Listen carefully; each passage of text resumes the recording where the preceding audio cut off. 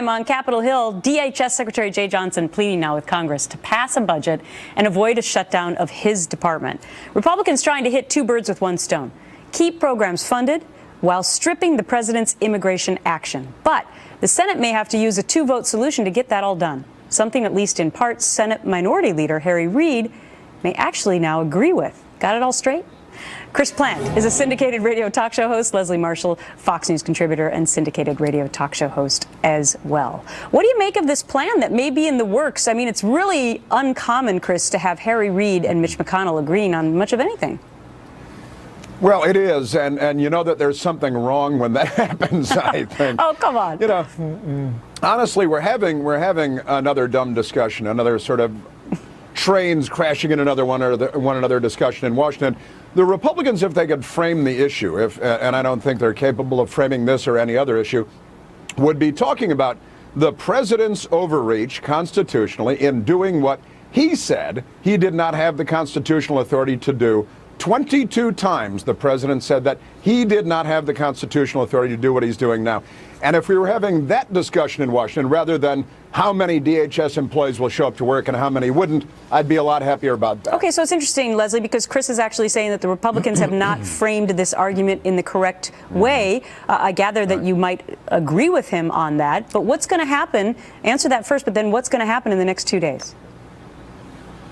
Well, I honestly think this will be an 11th hour compromise, if you will, and not even a compromise. I think Republicans are going to see the light. I mean, you have the current and two former Homeland Security secretaries saying, you know, that even if they don't agree with the President Ophelia's overreach, that you can't defund DHS. You have a threat to the president. You have threats to American malls. We have an increase, it seems, of those on ISIS trolling for young men and women here and throughout the world.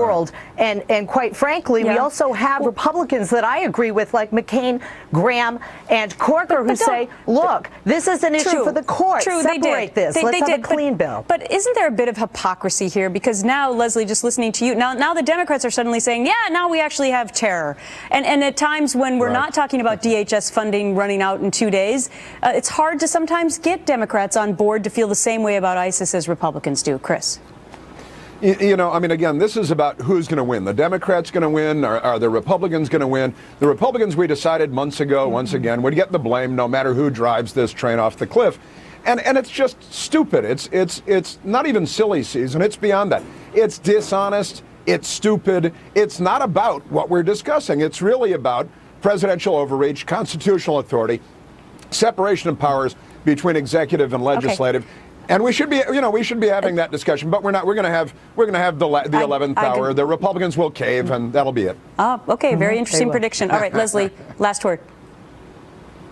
I agree with Chris that the Republicans will cave in, and I agree with him that this isn't the conversation we should be having. What we should be having is a conversation not based on politics, but based on reality and the best interest of the American people, and I think that's why Senators McConnell and Reid agree, because they see this as a priority, and they're putting politics on the back burner. Maybe they'll have a scotch together in their agreement. You never know. I doubt it. And we should talk about immigration, too.